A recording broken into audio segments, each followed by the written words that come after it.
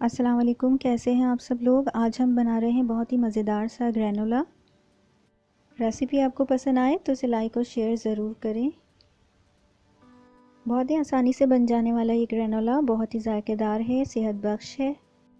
Granola बनाने के लिए हमने सबसे पहले ओट्स ले लिए हैं। ओट्स जो हैं 1 कप के करीब हैं। आपको अगर ज़्यादा बनाने हो तो आप इस रेसिपी को डबल कर दें।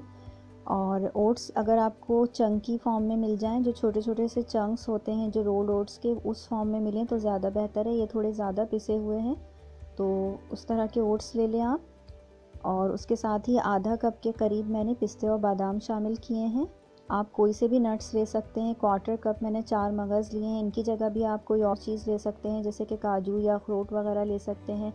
1/4 टीस्पून मैंने इसमें सिनेमन पाउडर शामिल किया है और 1/4 कप के करीब चीनी शामिल की है। चीनी जो है ब्राउन शुगर आप लें तो ज़्यादा बेहतर है। उसकी जगह आप गुड़ भी ले सकते हैं, लेकिन ब्राउन शुगर मेरे पास आज नहीं थी तो मैंने वाइट शुगर ही ऐड कर दी है। साथ ही ये कुछ किशमिश हैं, ये भी मैंने 1/4 कप के करीब इसमें शामिल कर दी हैं। इसकी जगह आप ड्राइड बेरीज़ जो होती हैं वो भी शामिल कर सकते हैं। साथ ही इसको एक अच्छी सी खुशबू देने के लिए 1/4 टीस्पून हमने वनीला एसेंस शामिल कर दिया है। और इसके अलावा मेरे पास 1/8 कप के करीब तेल है, कुकिंग ऑयल है, वेजिटेबल कुकिंग ऑयल, और 1/8 कप के करीब ही शहद है। इन दोनों को मैंने मिक्स करके रख लिया था। इस तरह शहद आसानी से निकल जाता है तो इसको भी मैंने ऐड कर दिया है इसके अंदर। अब इन तमाम चीज़ों को इसमें हम शामिल करके बहुत अच्छे तरीके से मिक्स करेंगे। चारों तरफ ये तेल और शहद इसमें कोट हो जाना चाहिए सारी चीज़ें।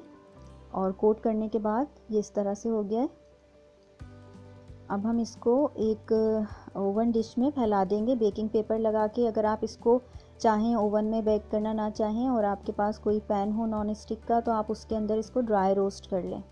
तो मैंने यहाँ पर ओवन में किया है तो एक बेकिंग डिश ले ली है और उसमें बेकिंग पेपर बिछाकर इस तरह से इनको इस पर फैला दिया है। और इसके बाद मैं इसको आधे घंटे से लेकर 40 मिनट तक बेक करूँगी। 160 डिग्री सेंटीग्रेड पर टेम्परेचर हम बिल्कुल कम रखेंगे ताकि ये जले नहीं, क्योंकि हमें इन्हें सिर्फ रोस्ट करना है और क्रिस्पी करना है और जो भी इसके अंदर मॉइस्चर है उसको ख़त्म करना है। तो इस तरह से हमने फैला दिया है और 5-5 मिनट के बाद मैंने इसको निकाल कर और इसको इस तरह से टॉस किया, उलट पुलट किया है ताकि कहीं से जले नहीं और तमाम अतराफ से अच्छे तरीके से रोस्ट हो जाए। तो इस तरह से हम इसे रोस्ट कर लेंगे। देखें काफ़ी अच्छा रोस्ट हो गया है ये। मैं इसे फिर से टोस्ट करके दोबारा से अवन में रख दूँगी और इस तरह से बहुत ही मज़ेदार सा ग्रैनोला तैयार हो जाएगा।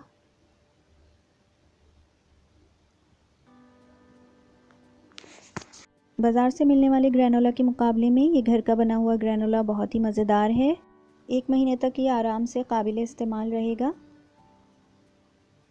इस तरह से ग्रैनोला को ज़रूर बनाएं। मुझे बताएं कि ये रेसिपी आपको कैसे लगी। अपना ख्याल रखिएगा। अल्लाह हाफ़िज़।